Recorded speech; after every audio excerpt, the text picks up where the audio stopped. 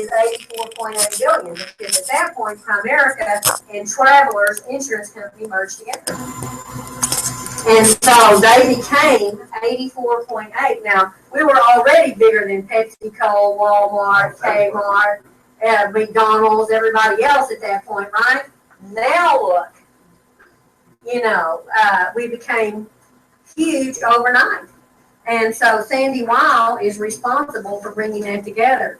And then this is Business Week, October 1993.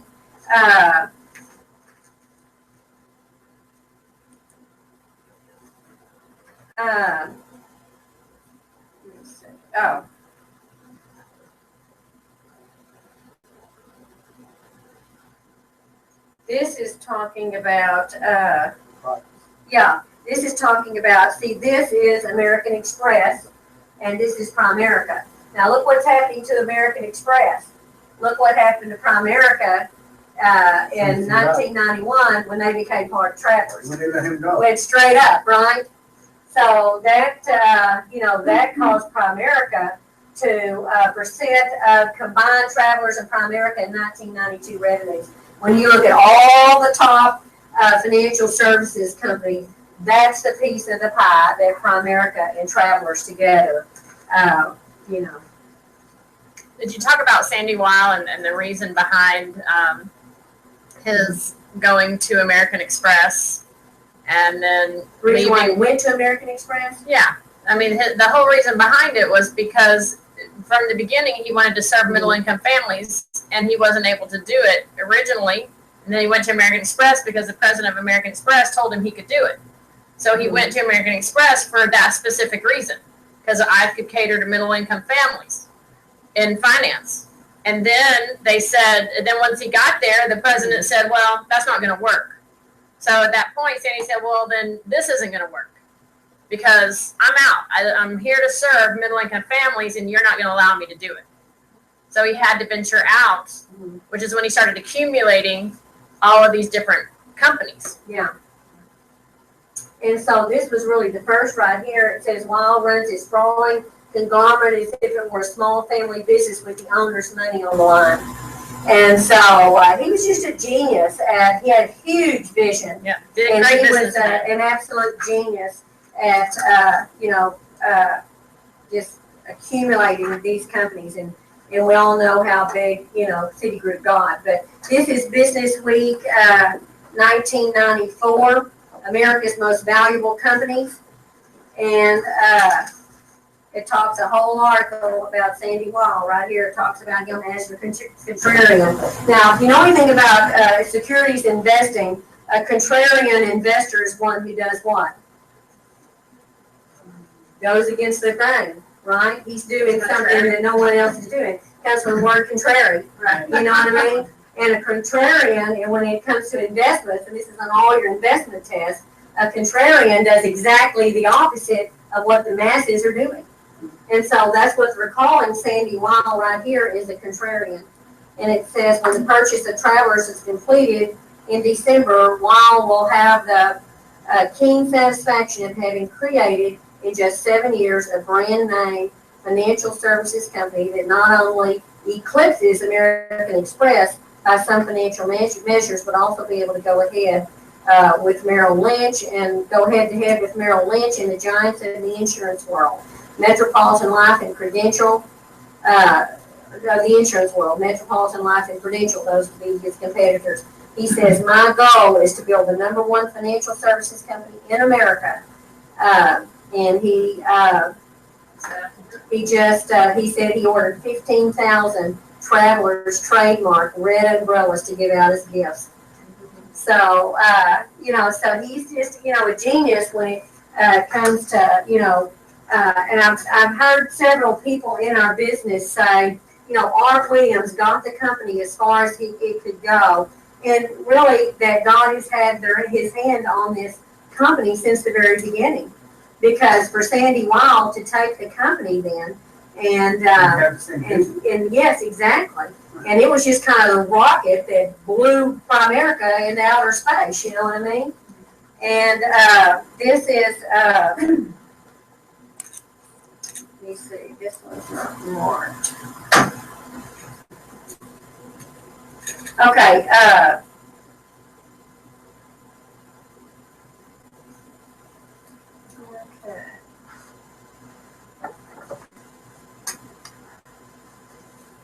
Okay, right here it says the company formerly known as Primerica, if you'll look right there, the company formerly known as Primerica also sprinted ahead to number 67 from number 129, talking about the, the size of the company. Its market value value climbed 98% to $12.1 billion after it acquired Travelers, the insurance giant, and Shearson, the former brokerage unit of American Express. And now known as Travelers Incorporated, the company boasts a wide range of financial services, and most analysts are optimistic about its prospects. So what he was doing is he was creating a company that he had the same vision, really, that Sam Walton had, right? I mean, what was Sam Walton's vision? It was to be a one-stop place where you go get everything. Yeah, exactly. And Sandy Weill's vision was to create the very same thing in financial services. And they were both coming along right about the same time. And he had a huge vision for where he wanted to take the company. And that, and that paid off. Now it's talking about right here, the, top 15 in assets, the top companies right there. Citicorp, which was, remember, commercial credit, turned into Citicorp, Solomon, and Travelers. Those three companies came together to form, to form the conglomerate as we knew later as Citigroup. Okay, and Citicorp that covered the mortgage side, the banking side. Solomon covered the investment side, and Travelers covered the insurance side. And we all came together, and Primerica then was able to market products for the largest, up until that time, Art Williams wanted to be able to acquire, more companies, but when Art Williams had the company, we only had one insurance product and one mutual fund. And it was Pioneer, And now with Sandy Weill doing what he did, including Primerica and all this, Primerica had proprietary rights to all these companies that they never had before. So this took Primerica to a whole new level and, just changed the life completely. So this is a magazine called World Financial, CEO of the Year. Guess who? Yeah, and there he is right there, Sandy Weill with Primerica, and it says the move was deferred. Was referred to. This is hard to read. The move was referred to as the deal of the decade. Just 6 months later, however, Weill topped it by buying New York City-based Travelers at $1 billion, the new combined company. And so that's what they're, how he became CEO of the year, starting to put together this conglomerate. And it says then he says, Weill, the second highest paid CEO in the country in 1992, over $67 million in cash and options. He said his goal is to build the #1 financial services company in the U.S., and that would be hard to top. So this is 1992, and he just, he was just getting started. So this is Business Week, March 1996. This happened fast. Yeah, I mean, we're talking about fast, because now look here at the companies. There's Citicorp right there, and the market value is $333.29 billion at that point. So, that's just amazing how the company just grew, overnight by combining all of these, combining all these financial services companies. This is Business Week of 1997. The top 50 companies of the S&P 500 and their rankings. So Travelers is number 1. And the market value in, actually that's not billions, it's millions. But it's 35, Many zeros. yeah, I don't even know. And then there's Solomon, there's Travelers, there's Solomon in the top, 25 companies of the S&P 500. And this is 1997. And this is also not, well, let me see. And then this is the Fortune magazine, also in 1997. It says in 10 years' time, Sandy Wallace transformed a collection of unspectacular businesses into a financial services powerhouse. If the chairman is happy, the what are happy? Yeah. The stockholders. Yeah. Because, I mean, we're just booming. Look at this right here. This talks about, the growth of the company right there. It starts out in 1987, and 10 years later, look at it. It says it took a while for investors to grasp that Sandy Wild had a good thing going, but in time his stock took off in a big way. And so you can see the growth of the company in 10 years. Ask yourself where you are right now, and in 10 years where you want to be. And if that could be it. There's your portfolio. Did he grow by buying all these companies? And Yeah, one exactly. Yeah, absolutely. And he just put all the companies together into one company. Yeah. Under the red umbrella at that point. Yeah, literally. And then he sold that, when Travelers left Citigroup in the early 2000s, he sold that umbrella back to Travelers for $1 billion. Beautiful. So this is Money Magazine, 1997, right here. And this is talking about, it says, we've been underestimating ourselves. The economy still has room to grow.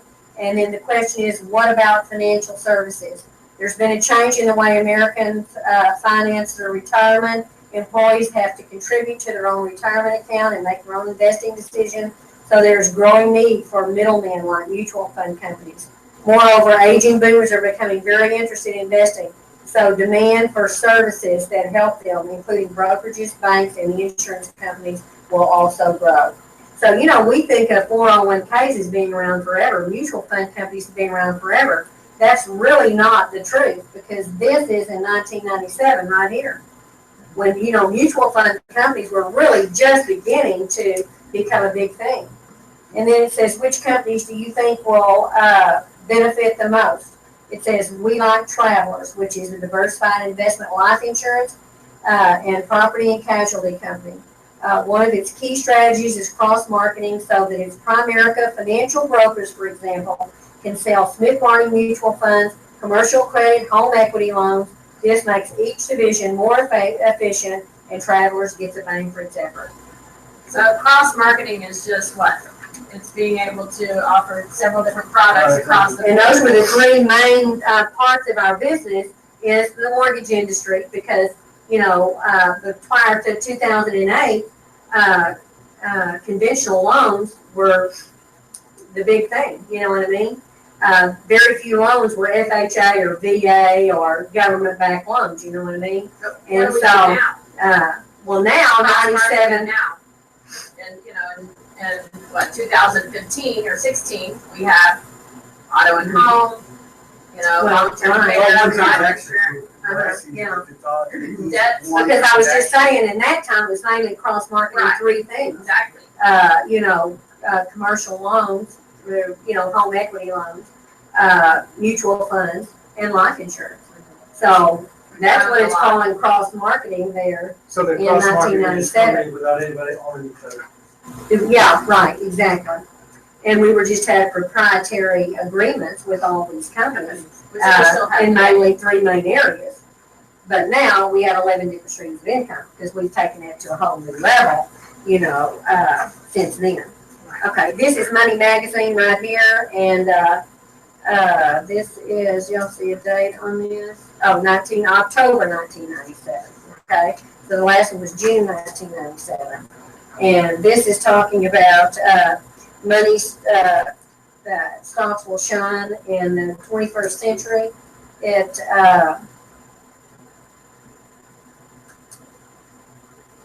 talking about, let's see, for the future, we hope that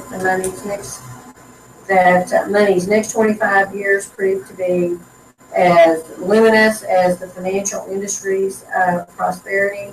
Banks, insurers, brokerage, mutual funds, and the main benefit is, gosh, this is hard to read. So here it's just talking about what the vision for the 21st century is. Financial companies are ready to soar, because if you think about it, at that point, the baby boomers are thinking about retirement. Baby boomers are the largest conglomeration of people in any one group ever in the United States. And, as you follow the baby boomers through, everything that, such a huge group of people, that everything they're interested in, from baby food back in the 40s to fast food in the 70s, actually toys in the 60s, fast food in the 70s, homes in the 80s, and now they're starting to have to worry about retirement and things like that, right? And so now they're saying that the financial service industry, their time has come, it's going to boom in the 21st century. And so, Primerica came about and, just at the right time, because it's all about being in the right place at the right time, right? And this talks about Travelers Group and Citicorp. This is, they're two of the top companies there, and I won't read all that to you. But it just says that the $24.5 billion company has its fingers in consumer finance, insurance brokerage, asset management. Surprisingly, they all work together as a hand. For example, Travelers Primerica division, which used to sell only term life insurance. We did sell mutual funds, term life insurance. Now peddles Travelers auto insurance, Smith Barney's mutual funds. Indeed, some 15% of Primerica's earnings come from hawking other divisions' products. This is one of the few occasions where synergy actually seems to work. And it just talks about, how Primerica is coming together as the top, company in this new push to have financial services, all under one roof. And this is talking about Sandy Weil again, making a money machine. This is a Business Week magazine, and that's April of sometime 1998, I think. And it talks about Citicorp and Travelers Group coming together. But at that point, banks couldn't combine with other companies, and they had to pass an act called the Glass-Steagall Act for this to even happen. So the Citibank could not merge with the Travelers without Congress going and changing that one law. And that was back in 1998. It's called the Glass-Steagall Act. Look it up. And so once they did that, then they were able to come together. Steagall. Glass-Steagall, S-T-A-G-L-E, I believe. And then it says Travelers to pay $9 billion for Solomon. And it says this is the beginning of the creation of the financial supermarket of the future, which is why it's so cutting edge. And so you can just see how things were just absolutely, taking off for Primerica. I have a question. Okay. So back in the 90s, and they're having the multiple companies, which have now come into the 2000s and stuff. But we do have, Primerica has the multiple insurance companies and multiple mutual funds and different properties that people can go to for their, you know, Right, insurance. now we work with about 50 So, companies. at what point does it go to outside of the monopoly, like competitors? You know, if you work in a printing business, Mhm. most companies have some sort of contract that says, okay, you can't print for Dollar General and Family Dollar. They're opposing companies. You can't have the same print in the same house. Yeah. So at what point is it okay that one company can sell Progressive Insurance and Farmers Insurance Mhm. without causing Because here's issues the between the deal. two? We're the largest financial services marketing organization in the United States. We have now 108,000 reps. What company wouldn't want to plug their products into us, right? So we do work with companies who are really competitors in the open market.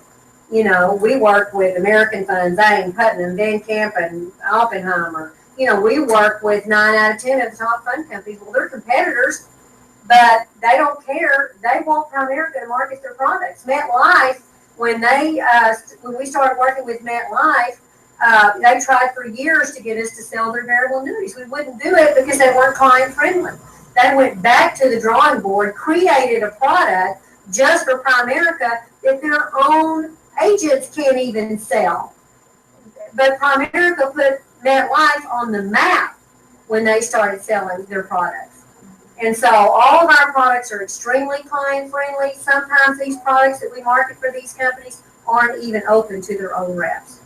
But they want, you know, did that answer your question? No, I was talking more of a I think I competitor understood your contract. question. I think I understood your question. Is there any point where a competitor says, okay, if we're gonna go with you, you don't use this competitor over here, there's no competitor contracts against each other? Totally up to us.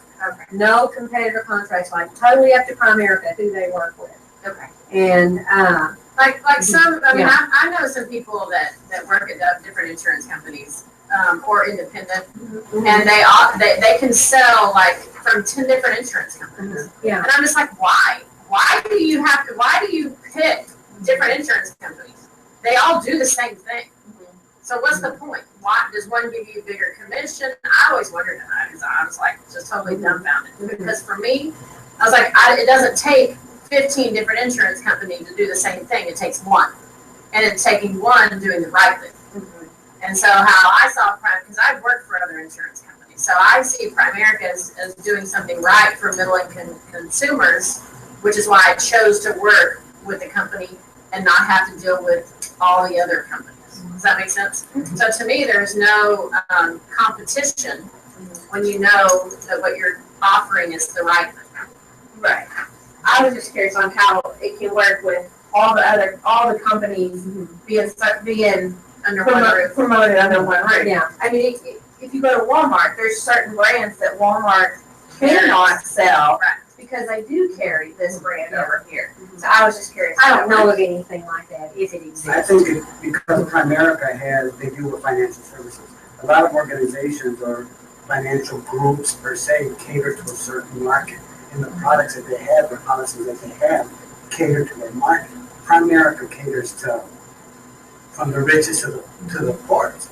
So we can distribute products with, it's all products. And we It's all the can distribute policies. products that Primerica doesn't have an agreement with. Correct, Yeah, we are a captive company, correct. but we work with 50+ companies. Which makes us not so captive. Yeah, Right. well, we're captive to the point So we those can't go people- outside and Right. work with a company that Primerica doesn't have an agreement with. Exactly. Okay. So they give I us think the enough answer to your Yeah. to be able to work. To Exactly. choose from in there. Yeah, Exactly, you have Which plenty I of think choice. is what the whole point of combining these two huge companies. Yeah, and right here it talks about the merger made in heaven.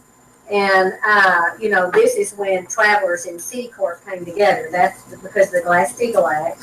And now we're an $83 billion company. Remember, we were 22,000 or 22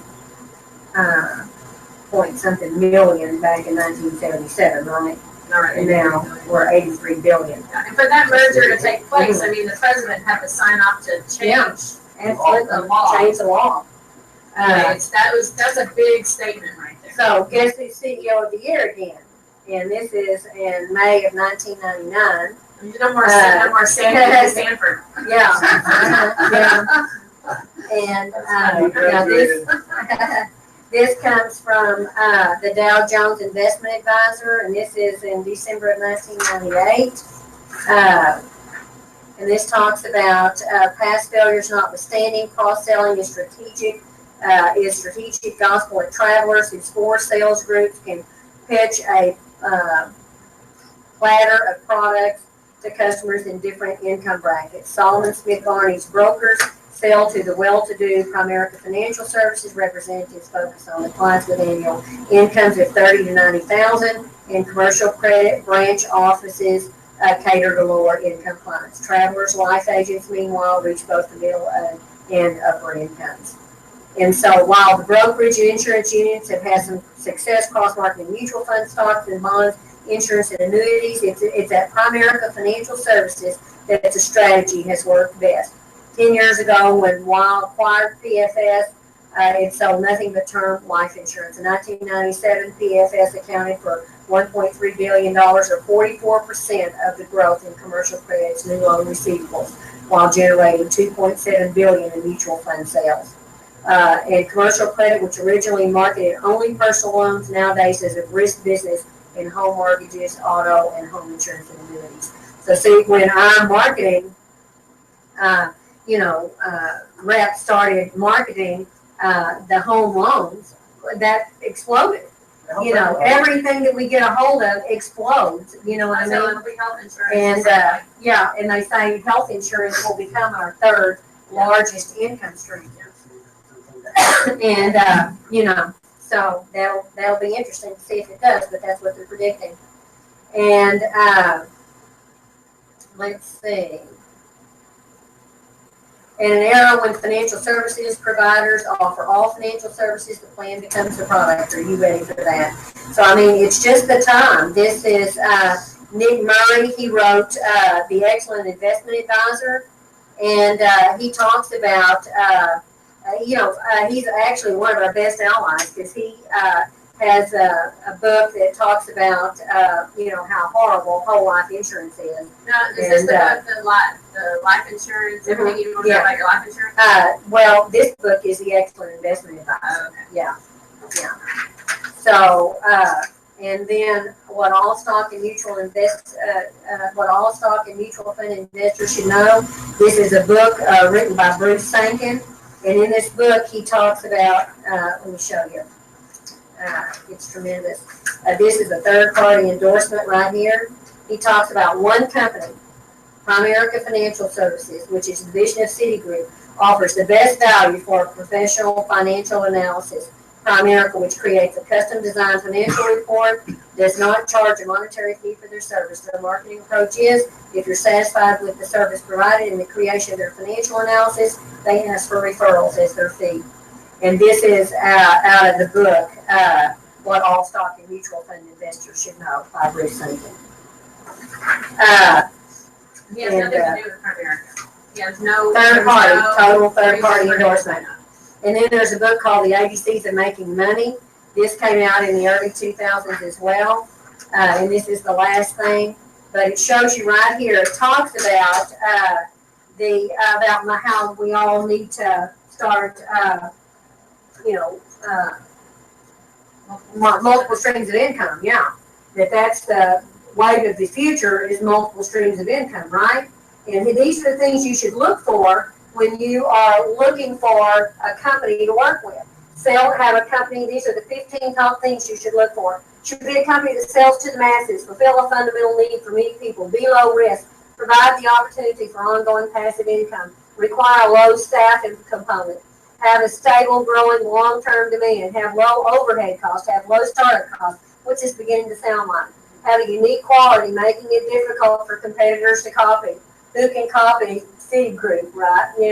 Have positive cash flow and low inventory costs, have high profit margin and rates of return, have minimal government regulation, be portable, be fun, challenging, and satisfying for the business owner, provide an opportunity to cover other money making multiple streams of income.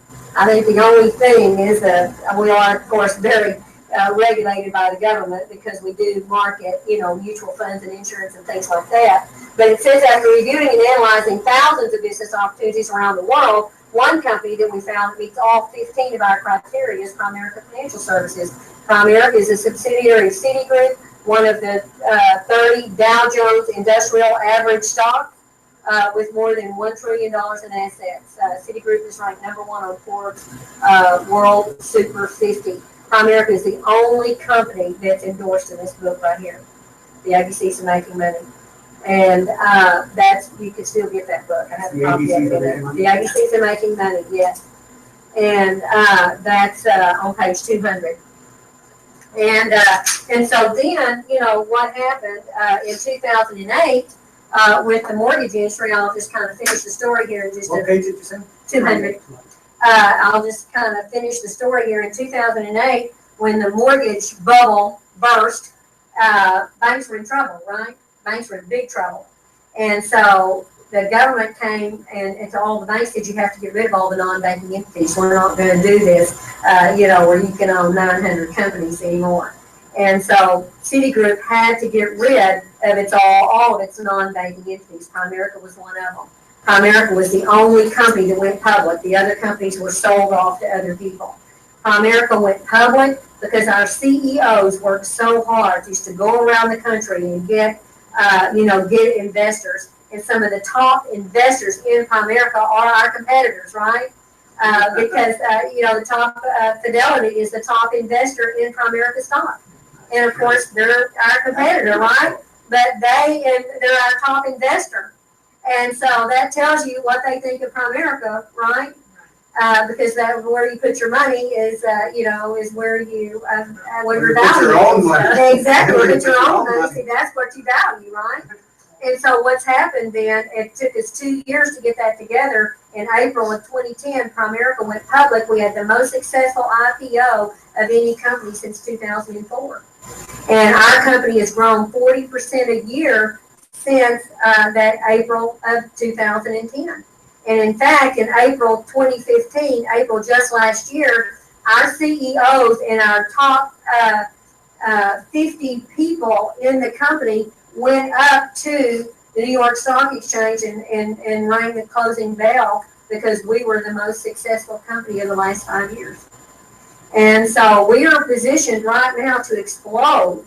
And, this area is one of the, areas to me that is just ground floor opportunity because we only have about 35, 40 offices in the whole Metroplex. And, that's just less than 2% of the market share. Primerica, they have a goal for us to increase the market share to 10%, which means we're going to have to put in 200 offices right here in the Metroplex just to reach that goal. And somebody's going to do it. I promise you, somebody's going to do it. And, we want it to be us. But we're going to have to work hard. We're going to have to build a business, keep the vision out in front of us. So, again, it's 50% crusade and 50% vision. But it's things like that. I mean, the whole point of that to me when I first heard it was just putting on armor. So if there was any doubt in your mind, family, friends, this, that, and the other. Or people even ask you questions about it. Just negative. I mean, it's like, look, you have something to say to them. You have something to back it up. Something to say, look, you can go and research these things yourself and print them off and have them in like your little arsenal and share it with people because, I mean, they're just wrong. And it's either coming from a source that was a bad source anyways, or who knows what. Or you'll hear people that will say, well, I know somebody that tried that, it didn't work. Well, let me tell you, if you're coachable and teachable and trainable, and you put our system into place, it will work. And, I replaced my teaching income within 6 months of the time that I started. And that's, I quit a 20-year teaching career to do this full time at that point. 18 months later, I was a regional vice president of the company in my own office. And it can happen, very quickly for you. But you have to be coachable, teachable, trainable. You have to learn the system. You have to put some effort into it. Is any company going to pay you a 6-figure income if you don't put any effort into it? No. See, people come to Primerica and they expect some magic to happen, and the magic is work. People tell me ask me all the time, well, this sounds too good to be true. I said, well, it would be if it weren't work. But it is work, and I never took that for granted. I worked hard from the day I started the business In fact, my attitude was I got 2 full-time jobs. My first full-time job is from 8 to 4 every day teaching, and then my second full-time job is from 4 to midnight and all weekend long. And that was my mentality. I'm gonna put everything I have into this, and I did. I can tell you that when I was teaching and I was working this business both, I could count the days on one hand that I didn't have at least 2 to 3 appointments scheduled. I'm talking about every single night of the week. Saturday afternoons, we had training on Saturday morning. I drove from Sulphur Springs over here, got up at 5 o'clock in the morning, got to our training at 8 o'clock, and then I went back to Sulphur Springs or had appointments in Dallas or whatever, and I had appointments on Sunday afternoon, and I went teaching again on Monday morning. You know, and so my attitude was I have to replace my income to prove it to myself that I can do this. And I wasn't going to walk away from the teaching career if that didn't happen. And it happened by April when it was time to sign contracts, and I started in November. So I'm telling you, you got to put everything you have into it for a time, not forever, but you know, you got to get it off the ground. An airplane, when they take off, they've got to get up to a certain speed, right? What if it's 10 miles an hour less than takeoff speed? Is that airplane going to get off the ground? No. 212 degrees Fahrenheit is boiling water. What about 210? Is it going to boil? No, it doesn't boil till it gets to 212. So you see, that's the way Primerica is. You have to put everything you have into it until it takes off. And then it's going to go without you. You couldn't do anything to stop it if you had to. And a little bit more. Yeah. Have y'all seen the movie Martian? Have you seen that movie? No, nobody in the room? No one in the room? It's for my age. No, it was just new. It's a new Yeah. show. So I actually spent a little bit longer on that than I wanted I don't know to. what So I'm time going it to turn it over to Susan. It's 11. And so I'm going to turn it over to Susan now. And Do you have the business system up on that computer back there? I don't That know. we can pull it up? I don't know, but don't we have copies for everybody? I do, yeah, we have copies, but Okay. it's still nice to see from. Yeah, I'll look and see while you're handing this out. Okay, I'm sure we do, but I'll have to find it. okay. So as, Medina mentioned, or I mentioned earlier, is, there is a system that is in place for Primerica. And as we talked about earlier, everybody has some offices have different business systems. But basically the system is the same. Some people choose to run it, some people choose not to run it. We're going to run it, okay? And this is an example of how the system is laid out. And then some things that we can do to back it up, all right? So the number one thing underneath the system is prospecting, which is what we'll go into today. But I've made CDs for everybody. This is a great CD of Jim Penn, great guy in the business, just made millions and millions of dollars through prospecting. And so he in this CD is different methods of the things that he did. And you can pop this into your car. You can listen to it on your way home. Just listen to it and have it become part of what you do. Because I know that it will benefit each of you, or I wouldn't give it to you. And this is something that I would highly suggest you. Who in the room here plans to become a broker? Is that the goal? Yeah. Okay, so the goal isn't just to work for us, but to work for you, right? So you have to be an RVP, regional vice president, before you are an RVP, right? So you have to think, talk, walk, be that before we become that. All right. So that CD, for instance, is one of those little notches in your belt. You need to save this to your laptop. You need to put it in a folder or whatever that says, my future RVP system. Okay. And this needs to be part of it that you hand out to your team.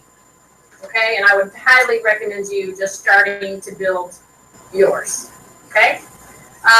So there's that. These are all scripts. Now, when you're an actor, okay, name a movie. What's a good movie that you like? Wedding Crashers. Okay, so who's the guy? What's the guys in there? Been fun and that. Okay, Vince. Yeah. So I mean, they weren't. Maybe they are that outside or outside. I don't know. But I mean, they had to become those guys, right? And so in anything, in any movie, there's a script. They learn the script. They become what? The script. The script. There are people that are good at that and people that aren't good at that. But the last thing that you want to do is sound like a script. Right. Okay, so how do we become less of a script but still get it? Make it yourself. Make it Practice. yourself. Practice and make it yourself. Yeah, because right now it's about memorizing it, and then internalizing it, and then personalizing it. Okay, so we have to memorize the script. These are $1 million scripts. Okay, these aren't something that, these came from somebody in this business that has built $1 million business year after year after year after year after year. Straight from him. This is what, if he came back into the business today, this is what he would use. Because this is what he did. Okay?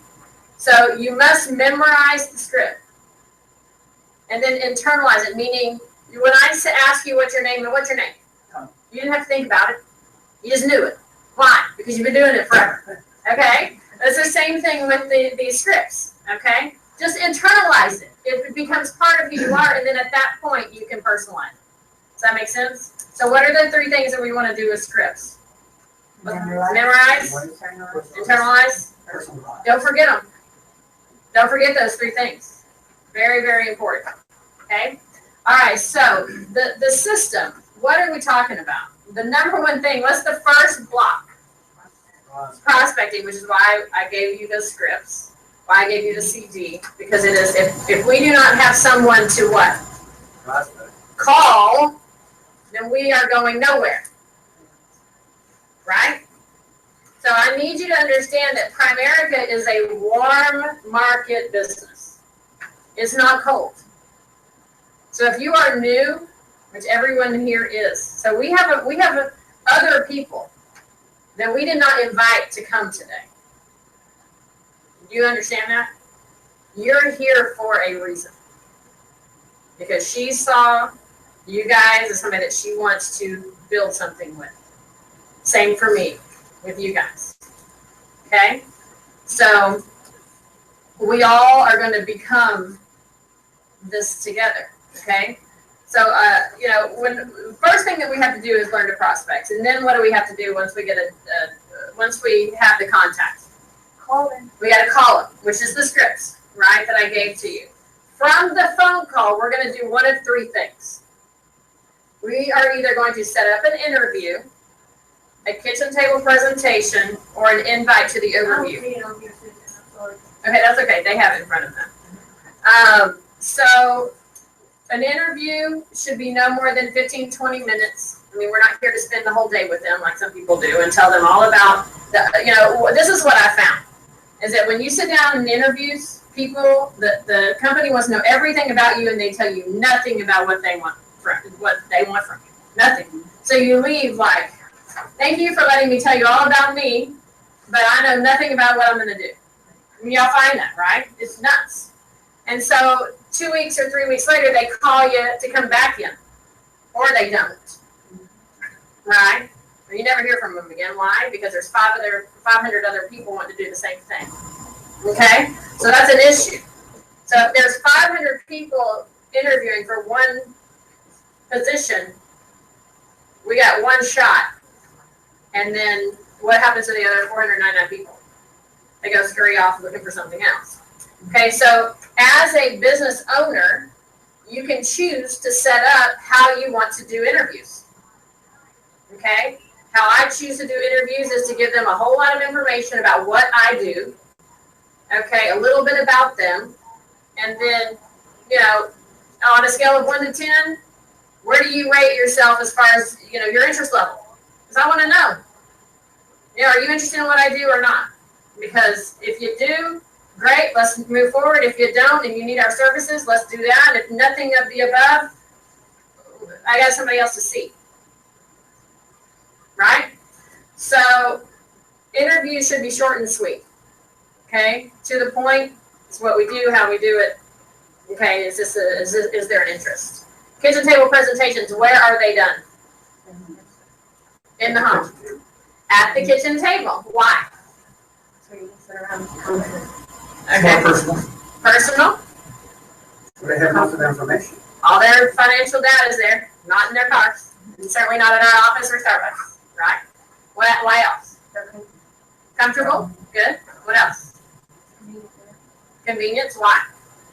It's in their home, they're already there. Okay, think about it, guys. Our market is what? Middle income families. Most middle income families, if we're sitting down with the right people, have what? Kids. The last thing they want to do is load them up and bring them to our office. Or find a sitter. Yes? So that's part of that convenience. Okay? So we do cater to them. We are a service industry. So we serve middle income families. Okay? And then that capacity. Some people think that's weird. So look, we now have the Google Hangout where people can view our overviews on Thursdays online. So if you have somebody that's out and about, or y'all, I guess, are doing Tuesdays and ours and Thursday, you can view online so that we can, so people don't even have to really even leave their house. Now, if you're leaders and you want to become a broker and you want to have an office of your own, you need to be here with your management team. Okay, on Tuesdays with Medina or on Thursday here with me. So it's not optional. All right, because if you're going to grow a business, you need to be here. Okay, and then the overviews. Overviews are Tuesday nights for you guys, Thursday nights for us, and leaders need to be here. Try to be here at 7, not late. Right? Leaders are always what? At least on time or early, and they stay what? Late. Okay, they're the first ones here and the last ones to leave. Okay, so I mean that's been my mentality since day one. It needs to be your mentality as well. The overview is just to give an overview of the company. That's it. I can't say it any more clearer than that, right? It's just to give an overview of the company. They're either like what they see or they don't, or they're going to need our services. What do you like the most? Helping families making money or both? Both. Great. Let's go to work. Okay. So those are the 3 things from the phone call. Okay. Once we get that set up, they're going to obviously attend the meeting. So if I set an interview or a kitchen table presentation, either one, okay, from those 2 things, you will always invite them to the next overview.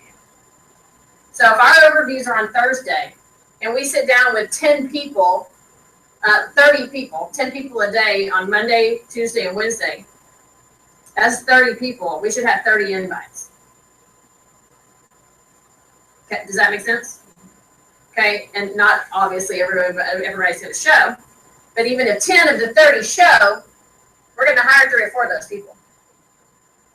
But if we don't have the activity to get to the result, we're getting nowhere. Does that make sense? Okay, so you want to fill up your daytime, okay, with interviews, and the call time, that type of stuff. All right. So we're gonna have all of those people attend that meeting. Yes. Okay. From there, we're gonna complete an IBA. An IBA is an independent business application. That's all it is. IBA, independent business application. Or schedule a return appointment within 24 to 48 hours. One of those 2. So if we're scheduling a return appointment, there's only one reason why, and that's because they want to do more research on their own. That's it. They still have questions. So an objection is not, there's not an objection, they just still have questions that they need to answer. How do you overcome an exception? Asking questions. Asking questions. Flat out. So that's what we want to do. All right, so we're either going to, after the meeting, we're either going to complete that IBA if they're ready to start working with us, or we're going to schedule a KT. That's it. Those are the only 2 options. Okay, did we understand that? Okay, from that point, if we're in their home, okay, doing a KT, okay, we're going to complete their application at that point after we've showed them the kitchen table presentation, and we're going to collect their data, okay, or do their game plan. Their game plan is their fast start, which is the I don't have it here, but I mean, we're gonna get to all of that part. So it's the Fast Start Game Planner, you have one. It's the, where you have all those sheets, right? You have it too.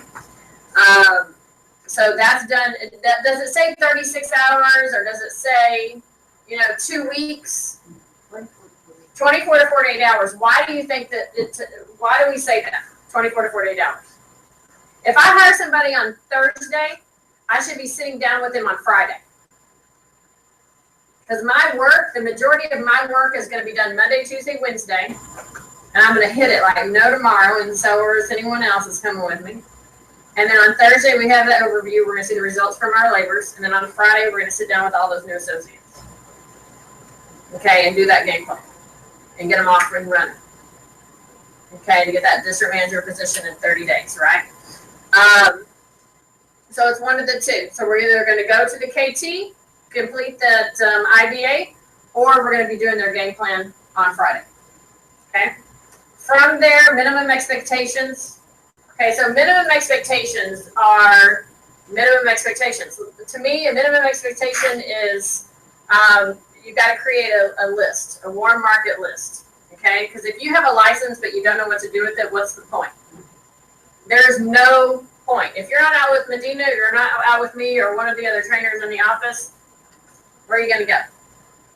You have to know how to do the presentation. You have to know how to collect data. You have to know how to build a financial needs analysis, and you need to be able to carry back and to help them, whatever their needs may be. Okay? So and those minimum expectations are, look, to me, a minimum expectation in Primerica is becoming a district manager. I mean, look, guys, if somebody comes into this business and they're part-time and they want to stay part-time forever, for them to make money, really make money, they need to be at a district contract. Okay? And even if you don't do it in your first 30 days, it can still be done. It's just the easiest way to get it done is your first 30 days. Period. So the first 30 days, what is the requirement for district promotion? Do y'all know? No? Okay, so the district promotion is what you call 3 by 3. You're going to hire 3 new associates for your business, and you're going to help 3 families. You're going to observe 3 field training observations, FTOs. Okay, one of them is going to be your own, because you probably wouldn't be in the business if you you didn't need our services. Yes, would you agree with that? Okay. So outside of that, you need to be out on field training appointments. Okay, where? People say, well, where do I do that? Look, guys, I don't know what your background is. My background, I was a volleyball coach. I had no financial experience other than I worked for an insurance company prior to Primerica. So I had already had my license and I knew how to do that, but I didn't know Primerica and Primerica system, right? So I needed to learn it. And so all I did was create a list of about 20, 25 people. I gave it to the broker that hired me. They made the phone calls. I just went, made cookies, drank milk, and listened and learned. And by the time my license was active with Primerica, it switched over, right? The day my license was active, I was looking for it. I was waiting. And I was on my first appointment by myself. I closed business. It was just, this business is made for me. And it's made for you. Okay? So it's just a matter of, but you have to do those minimum things. You have to become a district manager. If you don't even know what a district manager is, that's a problem. Okay? It is. Because how are you going to create something that you don't even know exists? You won't. Okay? District manager is extremely important for anybody part-time. Minimum expectation. 3 by 3 in your first 30 days. If you're outside of your first 30 days, what's the requirement? Marisol? 3 by 2,500. Thank you. Okay, so that's still 3 new associates on your business, but you have to write $2,500 in premium. Okay, so whether that's through your trainer, okay, or through you as a licensed agent. Okay, but remember at that point you're only on a 25% contract compared to a 50%. Okay. So to me, minimum expectations is you're going to be a client, you're going to build a list, and you're going to become a district manager. Questions? Okay, so this isn't just about you. This is about your team coming. Does that make sense? We should all be doing these things already. All right, so from there, we got to build that list, okay, and then invite to call parties and to set KTs. So call parties can be really done. Call parties are typically done on Sunday evening. Why? Because most people are chilling, doing nothing, and they're more apt to sit down and take a phone call from you because they're not looking forward to Monday, right? Okay, so they might be thinking about something else. So it was usually done at 6. And Medina, you'll have to talk to Medina about what she's doing. I know that that's what I've been doing. We got to get together or it's not going to happen. So I'm usually in Arlington on Sunday nights with the group in Arlington, helping them get, practice, drill, and rehearse. Because those guys in my Arlington group, they've already done this stuff. They don't need this anymore. But they need to practice, drill, and rehearse on the KT, on the closing, on those types of things, which is what I'm going to be doing over there on Sunday nights from 5 to 6 for an hour. So when I'm done with that, if you guys want to meet here or meet someplace in the middle, I don't care. But the appointments have to be set. Okay? Now, if you're a big boy and we got on our big girl boy pants and we can get out there and we can do it on our own, perfect. But if not, we need to come together and make sure it happens because people take rejection in different ways, right? Okay. So from that, Saturday trainings here 10 to 12, which is why you're here today. Okay. Sunday night, the call parties, the whole point of the call parties is to set kitchen tables for your new associates. So if you hire 3 people, which you should in your first 30 days, let's say we hire 3 people in a week. All right. Because we did our 10, 10, and 10, 30 invited to whatever, to the overview, and we hired 3 people. Well, on Sunday night, those 3 people should be with me, or you, yes? So if you have 3 people and they all set up 5 KTs, that's how many kitchen tables? So it's 3 times 5. That's 15 kitchen table appointments that are set up. Can you personally do 15 appointments? No. So what are you going to do? Spread it out through your management team. Okay, there's two ways. There's work creators and work processors. Which one gets paid more? Processor. Creators or processors? Processors. Creators. The creators make more money. Because we are creating work for the processors. Do you think CEOs are creators or processors? They're creators. What do you want to become? CEO. Okay? You have to think differently. Because right now, anyone that said processors is because that's all we've known. Is processing work for someone else. We have to create the work for others. Sometimes it's hard to get the mindset. It takes a while to get into that leadership mindset, and it's challenging at moments. Okay?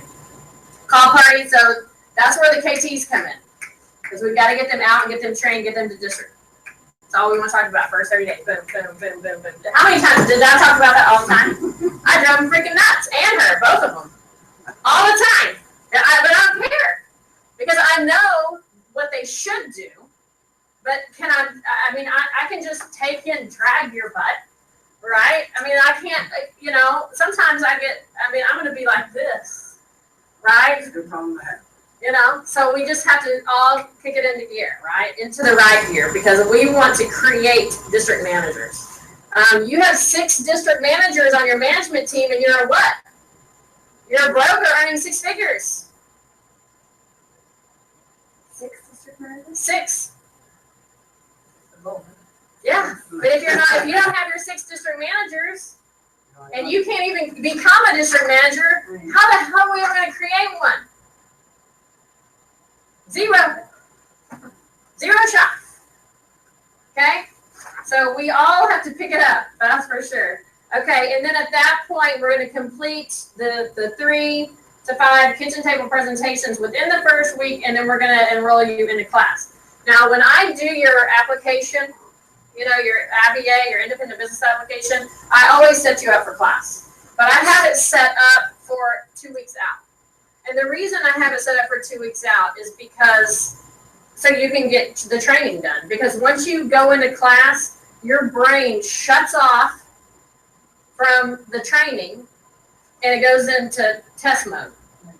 100%. You're just like, your brain just frizzles out. Okay? But what you're leaving behind is the contract plus your bonus. Okay? I mean, it's minimal. It's only $300, but it's not the $300. It's not the $300. It's the promotion. It is. It's the what did I do to make it happen? Did I do it? It's like me saying, okay, well, look, this month everybody in the room needs to do one by one. Okay? And you're going to earn we're going to give you a t-shirt or something. It's not the t-shirt. It's the fact that you did what you said you were going to do. Right? It's a commitment. And sometimes people are rough around the edges when it comes to commitment. Right? But I mean, figure it out. I mean, what is it that you really want to do? So look, that is the system of how this whole thing works. You know, and so the structure as far as how it works and is laid out, I mean, really it shouldn't be any different than what you see. Now, within each of these blocks, okay, like the prospecting, there's methods of prospecting. You know, when I talk about the minimum expectations are inside of that game plan. It's all there, okay? So you haven't seen it yet, obviously, okay? Some have, some haven't. So you need to see it and see what it looks like so that you can be able to duplicate it. And through these 7 fundamentals, we will be going through it. So if you're here, every single time, you're not going to miss it. Okay, so it is important, you know, and you know it's something that we want to be sure that we're doing. Now, as far as prospecting and methods, there's lists. Okay, the top one are the most productive. The bottom of the barrel is the least productive, number 10 or 12. Okay, it's the least productive. But the key, I believe, is finding the methods that are going to work best for you. And not doing just one thing. I'm great at doing multiple different things and making them work. So you have to, you know, figure out what's going to work best for you. I spend my mornings in the office from 9 to 1, just making calls, setting appointments, getting people invited, blah, blah, blah. If you're full-time, or if you have available time, you should be up here too. Listen to Medina, listen to me, make these phone calls, and then start making them, right? So all of these things, I mean, hot market are people that, like your brother, sister, mother. I mean, if I called your brother, sister, or mother, they say, why didn't you call me, Marisol? What's the problem? I had a Sue call. I don't even know her. Okay? So that's hot. Somebody that you have refrigerator privileges with, you can literally walk in their house and, hey, that type of person. And warm would be anybody that they know. So if you sat down with 10 people, let's say, that were hot to you, let's say your aunt, your uncle, your mother, your dad, your whatever, your sons, your daughters, and you sit down with them, and all you do is show them what we do. And you know in the back of your mind they're probably not interested, or they might need our services, who knows, but you sit down with them anyways and just show them. Then at that point you can say, you know, I know this business isn't for you, but who do you know that it might be great for? Because this is what I'm going to do. And I need your help. And if you ask for help, what do people want to do? They naturally want to help you. But if you don't ask it, you're never going to get it. So if you ask, you should receive. So you just, you know, say, I need your help. I need to sit down with you for about 15, 20 minutes. I can go over with you what we do, and you can tell me who you know that might be grateful for what I do. And just sit down and go through it with them. And then ask them, who do you know that would be great? And get a contact. Get a few contacts and just call them up. Sit down and do the same thing with them until they lead you to the right person. And they will. If you never do it, it will never happen. Right? Okay. Key. So second, what is new recruits, hot market. Okay, so this number 1 is me, you. Number 2 is the new associate and theirs. The new person, the person that you just hired, right? That's their hot market, qualified in-home training appointments. And then from there's the new recruits warm market, and then others, okay? Face-to-face prospecting, look at your packet that I gave to you, the first one should be face-to-face prospecting. So right after all that new stuff, all the hot market, the warm market, all of that, from that, you start going outside of that, which is cold. Okay, which is if you're out and about and you're in a store or you see somebody that's sharp, okay, you owe it to them and to yourself to at least talk to them about your business. Why would you not? You know, if you see somebody that you feel that, you know, that you want to be part of your business, they look like they have the qualities that you're looking for. You know, and if I'm out there and about, I just say, you know, if they're working at a place, I might just say, you know, hey, how long have you been doing what you're doing? Just start talking to them. Just say, yeah, I'm expanding my offices right now. I'm looking for good people. Are you by chance keeping your career options open? Have you ever thought of making either, you know, a career change or maybe part-time income? Yeah. Well, great. Well, let's exchange numbers, and I'll give you a call, and I'll have you come in for an interview and share with you what we do. You know, it's little things. Now, is that the script? No. But I mean, how long have I been doing it? In a way, it is part of the script. It's part of the script. But see, I've already Personalized it. I've personalized it, exactly. Personalized So it. I've already been through where you are. But the worst thing somebody wants to hear is a robot. Yeah, Nobody wants to be a robot. right. Hey, look, it doesn't read this. Yeah, Hang on a second. right. Okay, hold on. Ready? But see, one of the things that people don't want to do is practice. They don't. You know, they don't take. You gotta do it for the test, so you gotta do it for this. So yeah, I mean, you have to be able to practice. You know, I mean, and I'm there's things that I need to practice. You know, do I take all the time out that I need to do it? No. But do I know I need to? Absolutely. I forgot who said it one day. I went to I like one of the meetings and I heard the speaker say, he says, how many people on their way to wherever they're going turn the mirror over and tell themselves what they're going to do? Yeah.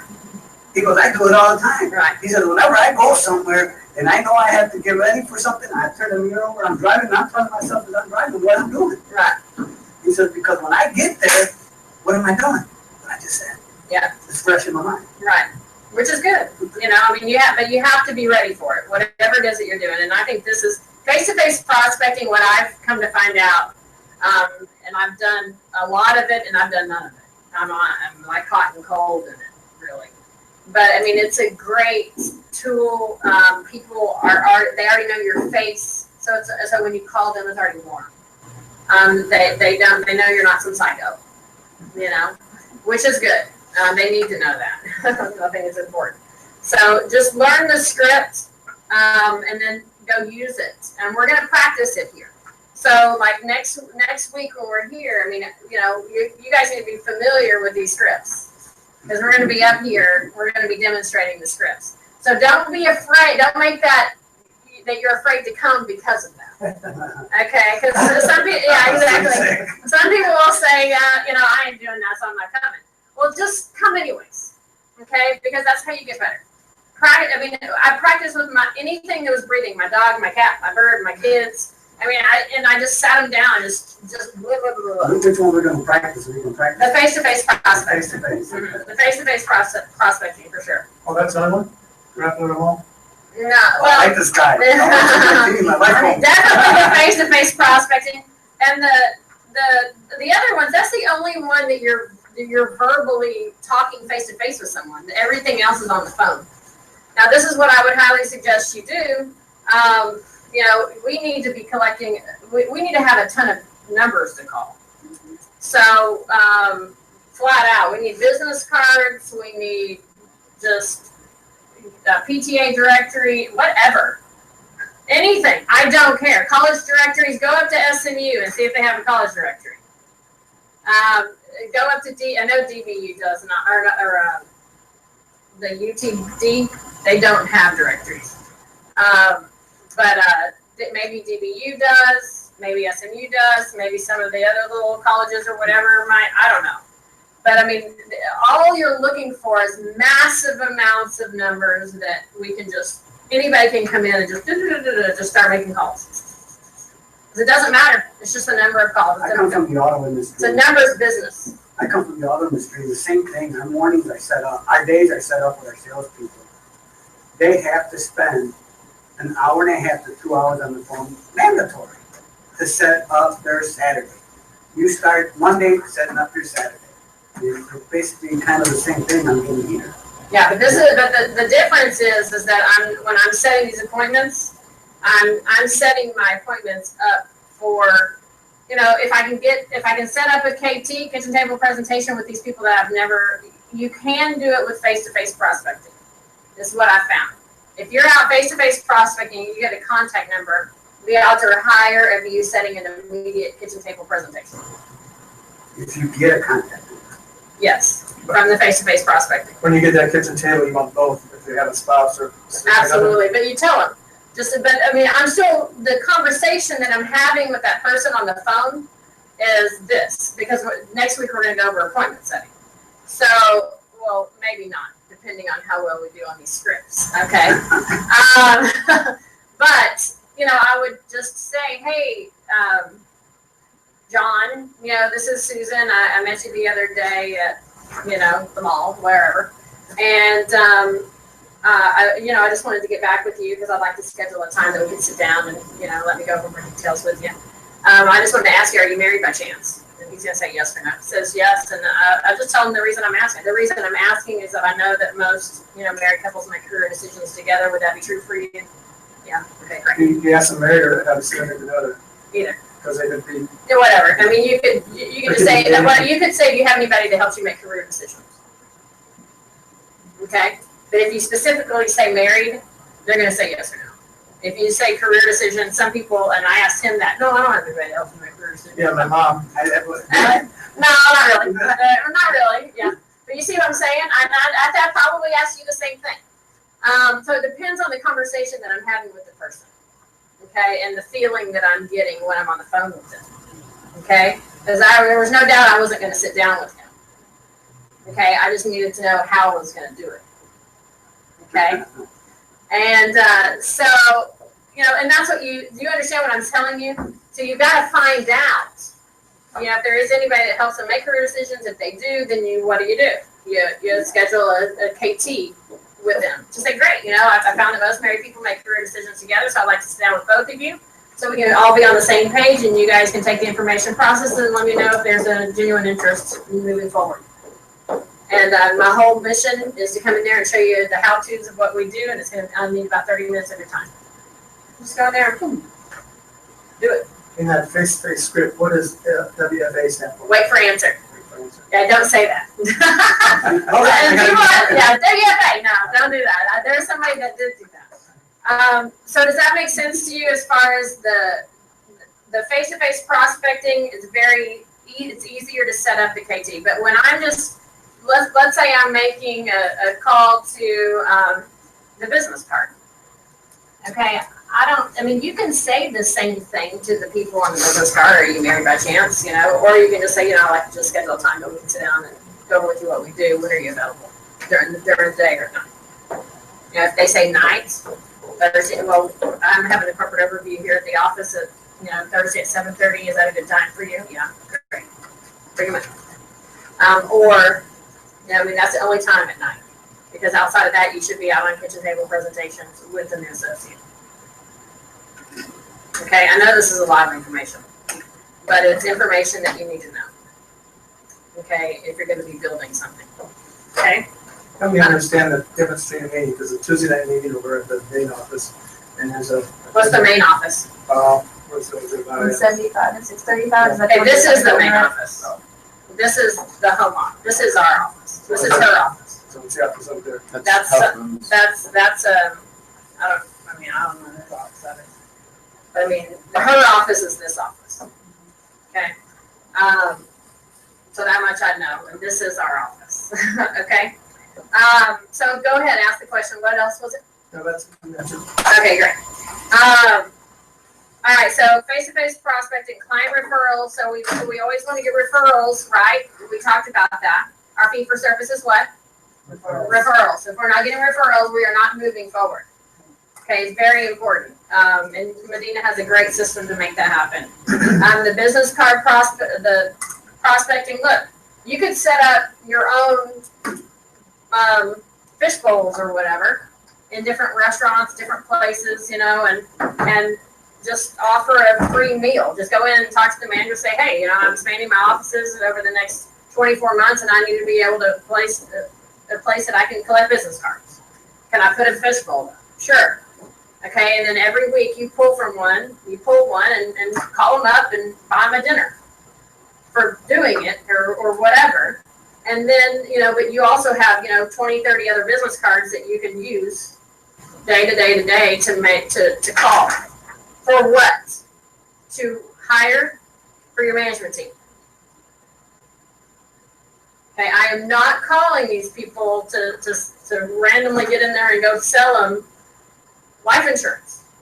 If I hire them, they want what we do. They need the services, and they know a lot of people that need the services. Does that make sense? So when you're hiring them, just talk to the one person, not talk to both spouse. Well, the only reason I'm talking to both is because if they make career decisions together. But in a fishbowl situation, You don't know. Yeah. But you still have to make the phone call. Right. So you could make the same phone call to the business card. I'm just telling you that the questioning, okay, will be higher if you haven't met them. Face to face, you've met them. They've seen you, right? Not a psycho. Business card, right? They don't know you. They haven't seen you, and you're asking them if they're married. There might be a red flag there. But, you know, who cares? You know, I mean, because you don't need everybody. If they have a red flag, maybe they're not the person you're looking for anyway.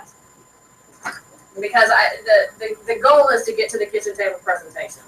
And if you have no one to train yet, okay, then using that script is the best way to get into a home and show them what we do. And then once you are in that home and you're showing them what they do, there's a 99% chance that they're going to work with you and become a client.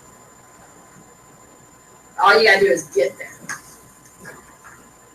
Does that make sense? Period. You get in there because it makes what we do makes total sense to anybody that has a brain. Okay? Does that make sense? You get it? Got that? Any other questions on that? Tom? Okay. So the referrals are important, the business cards, career fairs obviously are huge. I'm just gathering resumes, church seminars if you have a member of a church. I know Medina does church, what's it called, Medina? Your church thing that you do? Debt freedom seminar. Yeah, Debt Freedom Seminar. She does it through her church. Yeah, I found out the hard way in my church. I went to class, and me and the teacher from the class were being talking. Money class Let's go to group. church Yeah. meeting. Yeah. I'm like, small world. Yeah. Yeah, but Yeah, it's the life insurance class. Who was it? the The instructor. instructor teaches the Money Wise class at his church. Her husband. And he went to the class, but he never talked to you about the No, I business. didn't go to the financial class. Oh, you didn't go to No, the I financial. never. So we crossed paths each other What church numerous is it? hundreds It's of times. Josh Murray. What church? Oh, Yeah. Josh Murray. Yeah. What that's it. church is that? Fellowship of the Parks. Oh, okay. Not familiar with that. in Yeah. Grapevine. Each one kind of has their own different twist on it, but they all do the same thing, Right. basically. So she does that, so you're gonna start this week, every 6 weeks Yeah, or so? yeah, Or 6 twice weeks? a year we do a 6-week course. Right, so which is great. Good. It's a great way to get your name out there and, volunteer at the church. And, if you're gonna be in finance, why not? Why not represent, okay? Resumes, phone book, and then Facebook. So that's kind of how that goes. And then it talks about, the phone calls. I don't have to sit here and read through all this stuff. You know how to read. All of these things are just extremely, extremely important. You And do that for me? it's the nuts and bolts. It is, the system is the system. Just like McDonald's has a system, you know, if we all had, you know, $1.5 million, we'd go buy a McDonald's and live off the 200,000, you know, passive income. But if we had that, we wouldn't be sitting here, right? So we have to create that. And then you can go buy your McDonald's or whatever it is you want to. Okay, at that point you won't need to. You don't have to worry about it because you're gonna have a Primerica business and multiple of those, you know, through the management team that you hire, train, develop. Okay, expanding that market share from 2% to 10%. That's what we have to do. So we all have to be in, you know, on the same page, doing the same things, not some off in Never Never Land, because Never Never Land is keeps you in Never Never Land. Sometimes, and we have to make decisions. And you know, and as everyone in the room, you know, becomes, you know, leaders by showing by example, right? Then we're gonna bring, you know, we're gonna be asking you know, what do you think of this? You know, what if we did this? You know, so we can all, so that we're all part of this uniform of greatness, which is where we want to go. Okay, I mean, what's your income goal? I mean, do you have a goal for 2016 for Primerica? Do you? What's your goal? At least 30,000 was like didn't make last year. Okay, so about 3,000 a month. Okay, 60. 60, so you need to double that. I'm replacing the, Yeah, no, 15 grand. Yeah, I got it. Okay, 100,000. 100,000. Okay, so about 8,000. Okay, so I mean, you know, how are we going to do that? Promotion in motion. Okay, learning a system that will create it. Okay, and getting yourselves promoted, and then getting other people promoted. Okay, and like I said before, you can't do something that you haven't ever done. So you have to win it so that you can teach others to win it. Okay, but it's all sound from this. Okay, so what's homework? Homework is, let's learn this face-to-face prospecting script. Use it. Go use it. Okay, and then come on next Saturday and to tell us about it. Okay, yeah. Cultural school's next Saturday. Okay. Did you buy your ticket? No, Oh yeah, you can't go. hello? I didn't say that. Sorry. I'm gonna talk to her today and see if we can find me, but Plan B would be good. I know. You know, just for, not for, Are you going to? so Wouldn't you guys miss it. know about it? Nope. Okay, neither one of you? Okay, so there, you can go to, Ticket The Leap. phone's over there. Yeah. Medina, what's the website? Ticketleap.com. Isn't it DBS dot? DBS dot. DBS.ticketleap.com. DBS, like Dallas Builder School, dot ticketleap, LEAP.com. And go on there and just buy yourself a ticket. It's this coming Saturday. Is it? $22. No, I mean, Oh, What is it? Okay, well, Jimmy What is it? Meyer is, you know, earns millions of dollars in our business. And he is coming on Saturday to, you know, just go over what the things that he did. And how, you know, the goal is to take away nuggets. You know, I mean, it's not his own, because he has his own, right? It is to take away nuggets that can help you build yours. Okay, because all of those people have some things that they do that we could filter into who we are because we're more like them than others. Does that make sense? So when you're brand new, okay, it's more next to what you want it in your head. More next to it. What does that mean? That's more people to the next event, and you win. So more people to the next event and win. So more people is obviously more than just you being there, okay? The next is the next big event. So to me, everything's a big event. So some phone call part event. If you're not there, what the hell are you doing? Right? The next big event is our Thursday off. That's next. What's after that? Saturday with Jimmy Meyer. You be there. You need to be there. what time is it? Where's that? It's from 8 to 8:30 to 2. You want me to go to my phone? Yeah. He'll give you the address of it, but it's on your ticket. If you go to the, Yeah, that's tough. if you go to the site, They're showing 8:30 to 3. Huh? They're showing 8:30 to 3. 8:30 to 3. It's definitely something that everybody should be at, if this is the direction you're gonna go. Okay? So that's, and you keep those things in your head, more next win, and then, and everything is a big event. So for you guys, Tuesday night's a big event. You need to be there. You need to have people there. So meaning more. So it's not just your butt in a seat. You have 3 or 4 people with you so that you're growing your management team. You got 4 or 5 butts in seats. That's the more part, right? So you got to be able to do that. How's that done? All of this stuff.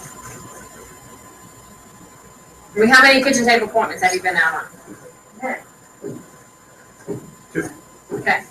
Okay, I guess, you keep asking for questions, and I do have this one that's going, and I keep thinking, Okay, please ask.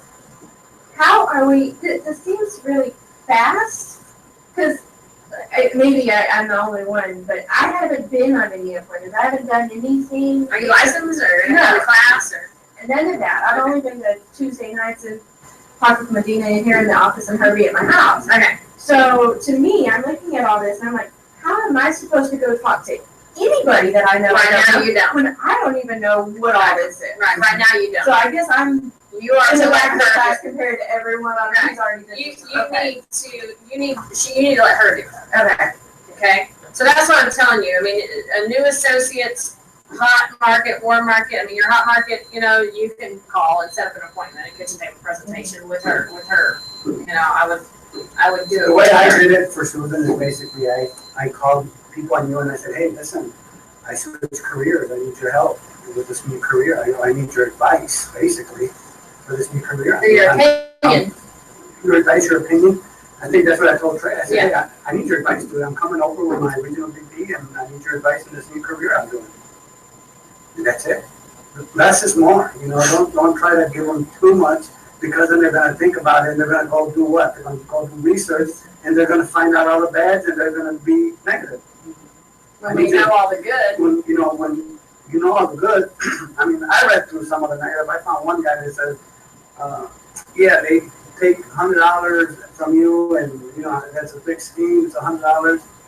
And he ranted and raved about the $100 that it costs to come to the meeting. If somebody doesn't know what we do and they read that, they're going to believe it. And so just tell them just like that, hey, I changed careers, I need your opinion. I'm coming over on Friday at 6:15. Does that work? And what? W?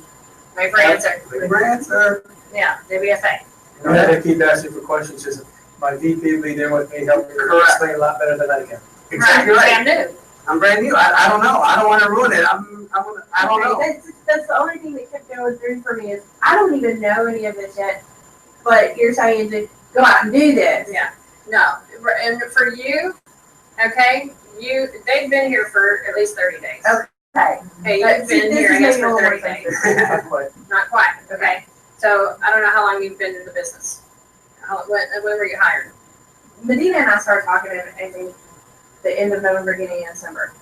But it's been spaced out because of holidays and no licensings and stuff like that. Okay. So yeah, it's really not anything yet. So yeah, you just need to, you need to sit down with her. You need to create your list and y'all need to call it. Okay. Okay, I mean, that's ultimately what you need to do. And those hot people, I would do exactly what he said, without a doubt. Say, look, I need your opinion. I mean, they know your situation or whatever your situation is, and wherever you've been. Say, I'm looking to get out of it. I'm looking for an escape route. And this is what I found that I think would be great for me, and I know it would be great for you, and I want to share it with you. So, when can we sit down? If you give you a list of all, you she'll have to make the calls. Then All of we've done the first couple visits. You come and see. Yeah. So just get with her. Okay. The reason it becomes easy because what I tell myself, I really am helping them out. You are. I really am, because I wish I would have known this stuff 10 years ago. That when you were in high school. No, that's exactly right. I mean, Yeah, I want those numbers up I there. want my 8-year-old to learn this. I know. You know, I want my 8-year-old growing up with me while I'm training, and she is. She's so pumped because she sees that I'm pumped. Yeah, it's great. It's crazy. So the numbers, the years that were up there, because I graduated from high school in '87. My daughter was born in 1988. Yeah, so in '97, so 10 years, that was '87 to '97. It's 10 years. And so I would have been, what, 28. If I had known this information then, my God. God, I would be rich right now. Oh! I would be. That's why my kids work with me. That's why they work with me. My kids, I mean, they're going to learn this stuff, just like he said. What do they do with you? They say, well, They do the same we thing. do. They come here, they're part of the team. No, they do the exact same thing. Everybody does, you know. Some people are, you know, they have a sales mentality. I mean, I have a builder's mentality. I mean, I want to build a business. I mean, I don't want to have to work for someone else. So what do I have to do? Create my own.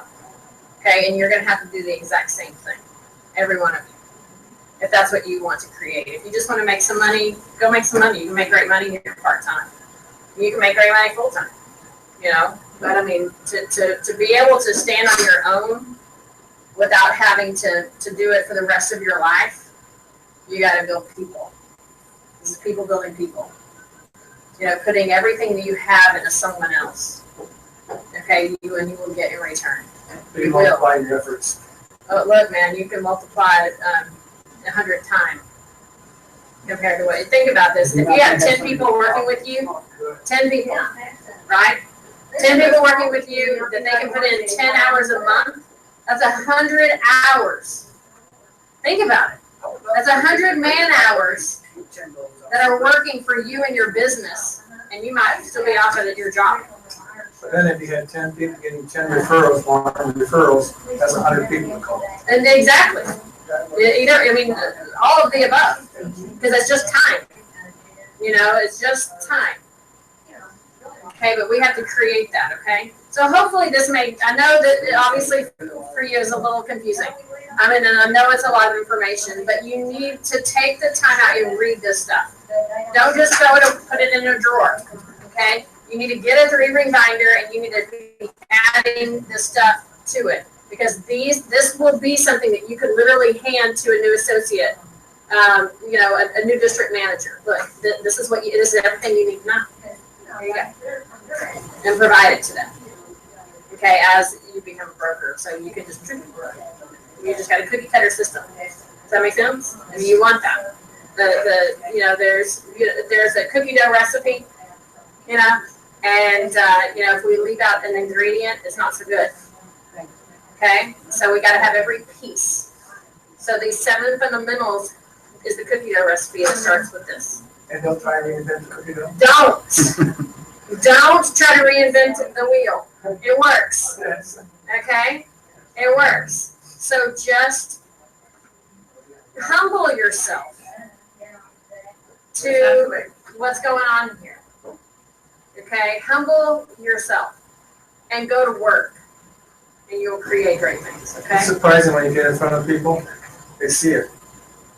Oh yeah, that's why you have to go. They're either willing to buy your insurance or your product, or willing to get into the business. Yeah. All you have to do is get out, or both. Most of the time it's both.